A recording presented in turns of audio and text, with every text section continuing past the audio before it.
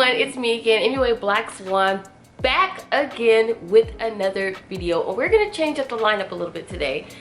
I feel like there's a lot of things that have gone completely unexplained, not addressed, and some of y'all have been, I'm sorry if I sound sniffly, it's because I am sick right now and it's all right here. So if I sound a little nasally, that's why I sound kind of crazy.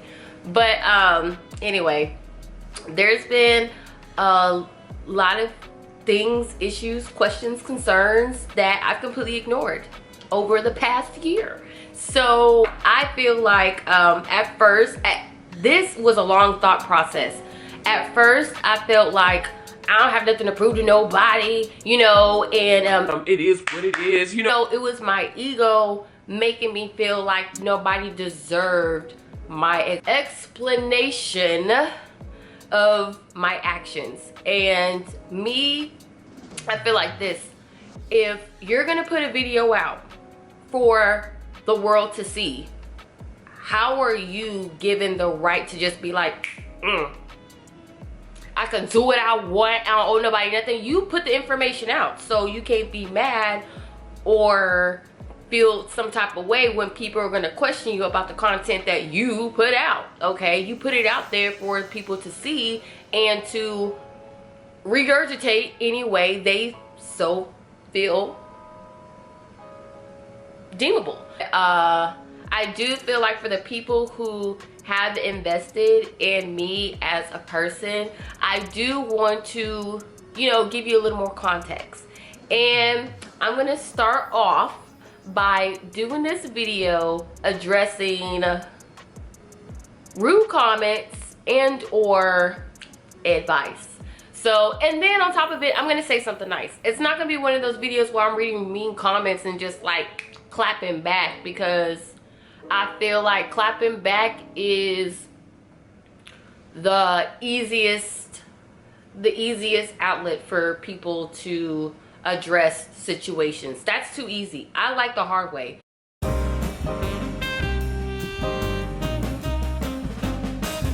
So I'm gonna challenge myself today, and I'm gonna read some of these comments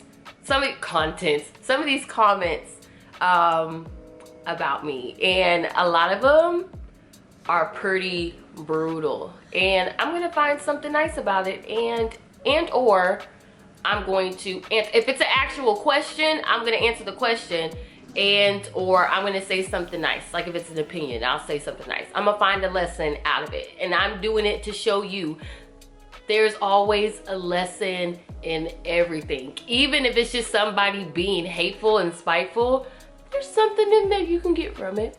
And I'm not gonna lie, there's way more positive than negative. There is way more positive than negative. But on social media, we have a tendency to focus on the negative. So if you do get trapped in that negative vortex, we're gonna learn how to deal with that. We're gonna learn how to take the high road. This person says, I don't even know if I should be reading off people's thing, like their handles, but I won't read off their handles. Okay, so this person says, "Cause you was square. If you was what we call hood, y'all would have clicked. Smoke something." All right, so this is basically a statement, and what I'm taking from this is that you're saying if she found me, or if anybody finds me more relatable, we would have clicked. Okay, that's kind of in any situation. If you're relatable to somebody, of course you're gonna click. So it's just, I guess, their observation. Like if I was just a little more, you know, if I had a little more of a hood mentality, that things would have been different. Okay, I understand that. I'm not gonna change my mentality. I just now understand, I guess, if somebody doesn't relate to me, they're just not gonna relate to me, and then that's okay. I don't know what everybody's saying. Her makeup looked like ghost. Clout, I guess the word's chaser? Clout chaser? Okay, their autocorrect must be a beast. But basically what they're saying, like, it's the words and everything slipped around. Let me address the clout chasing. At that time, it's been a while now, I've grown, I'm good. But at that time, I was really hurt, and I felt really, it was something I've never experienced before, and it was the first time I've ever questioned me and my decisions in life, because I have put everything into my makeup artistry, my money, my time, everything. I sacrificed a lot because when I first started, I had zero money, zero help. So I had to do a lot of scratching and hustling to try to get to where I am today. So for all that to be bashed in 1 second, it wasn't even about that situation. It was just like the way I absorbed it. It really affected me. So I made the video first as like therapy, second because I was being told to shut up, and I was ready for that video to make me lose it all because I was already halfway out the door. That experience actually made me want to stop what I was doing. So I was like, I'm already in doubt, I'm already being shut up. So I decided that was my choice. A lot of people say it was a bad choice. I understand that too, but for me, that was something I was willing to risk. And word of advice, if you are going to make a very vulnerable and revealing video and you're going to put out there for the world, make sure, first of all, you're ready for whatever backlash or consequence comes with it. Because the first thing I thought, as soon as I posted it, I was like, that's it, I'm done, and that's okay, because I already feel like crap, and I don't even know if I want to do this anymore. But I know one thing, you're not gonna strike me twice. You're not gonna do all this damage to me and make me shut up, you know, and I'm not getting paid and I'm broke, you know. So that was just my way of, I guess, trying to balance out what I felt like was taken from me. Take that however you want to take it. So the clout chasing was not, when I posted it, I don't even know what clout, I mean, like, clout wasn't even a word when I put the video up. So I honestly don't, I don't know. YouTube does what it does. YouTube does what it does. I have no inclination of how it does what it does, but it does. Whatever goes viral is what people allow to go viral. I personally cannot make anything do anything on social media. So behold, to me, that video was not made with the intention of making myself bigger. It was done with the intention of trying to give myself some type of closure and talk things through and reevaluate things, and especially since nobody around me understood or could relate to what I had experienced for myself. So that was what that was. So I don't even know if I explained that right. I hope I did. If I didn't, oops. Oh, I'm sorry, but why her makeup don't even look good? And then they put a time set, or she say flawless on cute, SMFH. All right, I understand. I understand. And then honestly, a lot of people are not gonna like my work, and then that's perfectly okay. That's perfectly okay. If you personally do not like the work that I put out there, or but makeup is art. Art is subjective. But the thing about it, if you're an artist, it's two things you want your art to do. You either want it to get praise, or you do want it to get scrutinized. Because if nobody has anything to say about it, then you're not doing your job. You're not doing your job as an artist. You either want one or the other, but you want people to think about it.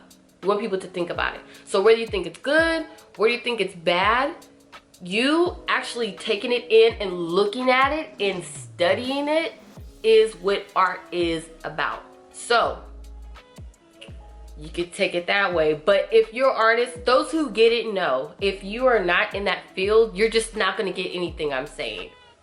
And when I say that, it's like it's okay. It's because there's nothing I can do or say to make you understand what it is that my mission statement is. If you're already coming into this video and you're highly judgmental and you already have your opinion, you already have your opinion. There's nothing I can do or say to change it. And I am content with that. I'm content with people coming on my channel and having strong opinions, not agreeing with me, hating everything I do, because you're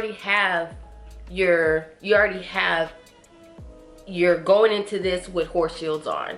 And there's nothing I can do. I'm not going to stress over something I can't control. Like, that's just energy and negativity that you are just exuding on yourself, and it just drains you. So I'm not gonna do that to myself. And then also, half the time when people make comments, they make a comment and then they go. They're not worried about you no more. So what am I doing being worried about people who are not invested? Because usually if it's a negative comment, the person's not invested. They just came on there, watched it, and then they were like, okay, next, you know, and they go into the next one. So if you are an influencer, a YouTuber, whatever like that, and then you have people that have strong opinions, negative opinions about you, don't stress about it.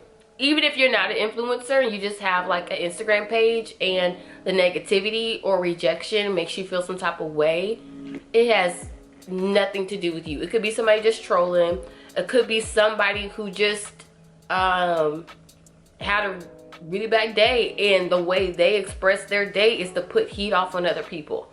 So don't let it stop you. Learn from me. Don't ever let anybody stop you from whatever your mission statement is in your life. Keep it pushing. Keep it pushing. Keep it positive. Keep it going.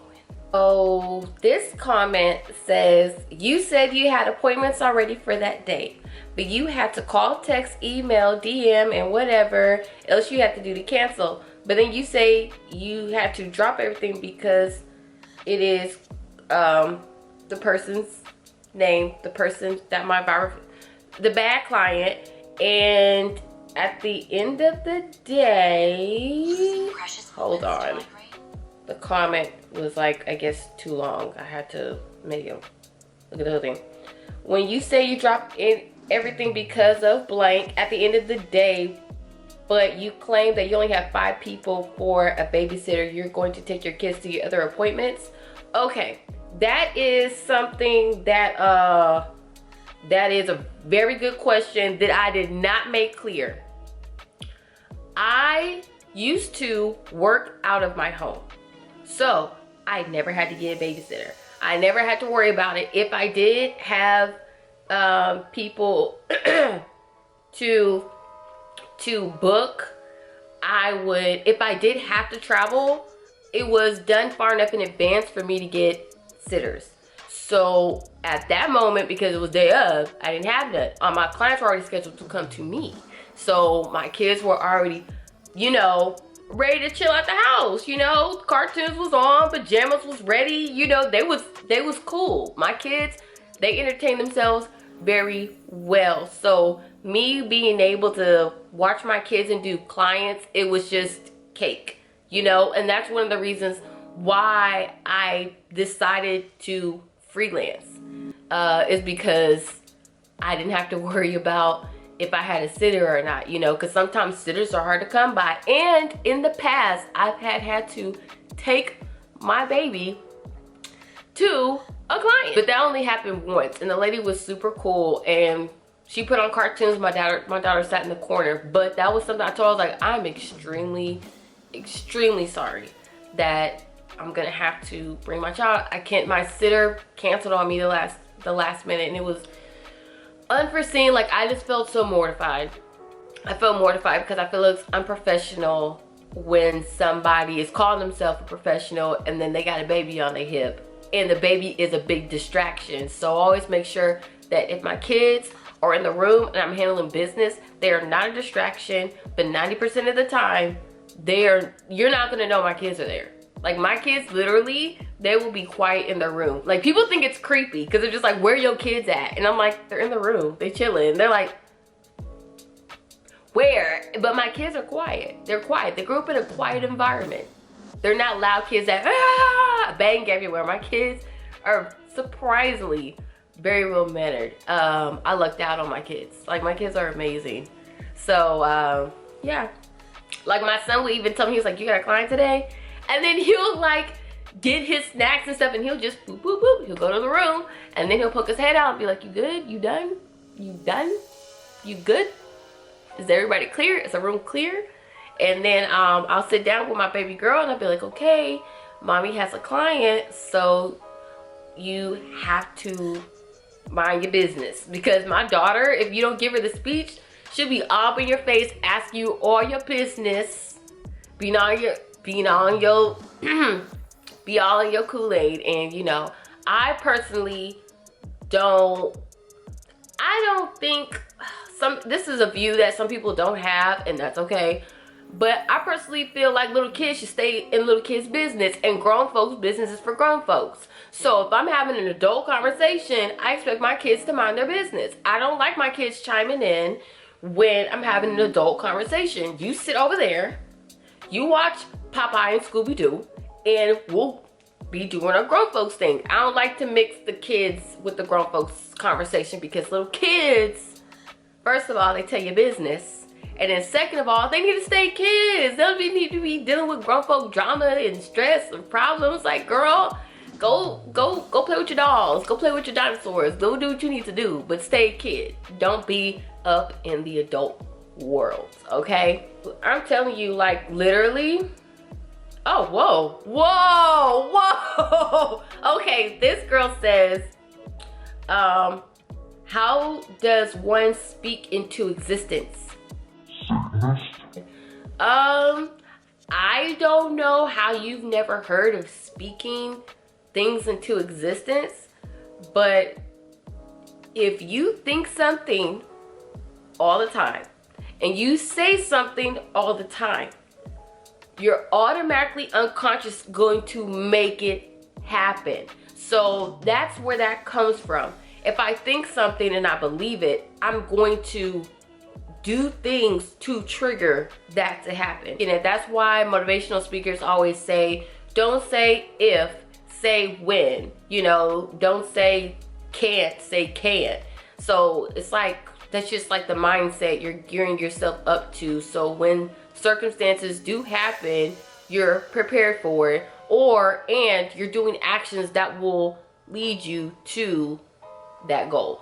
So Satanists, no. Far from it. So one of the other ones I want to hurry up and read out before I get off was where is it? Because my camera's gonna heat up. Where is it? Oh yeah, it has something to say with girl, you're there to do a job, you're not there to be her best friend. So to make sure that is cleared up, is I never go in. I know it seems like I go into situations expecting a friendship, because like I'm like a beep and bubbly. I'm like, hey girl, you know, like I might seem real that to some people, but when I do a job, I do go in professionally. I didn't go in expecting, like in my head I had a thought, but my actions weren't that. Like I'm not expecting us to run away holding hands. Like who does that? So sorry if I led some people on to believe that that's how I work, but that's not how I work. I go in extremely professional, and I really try to stay in my own lane.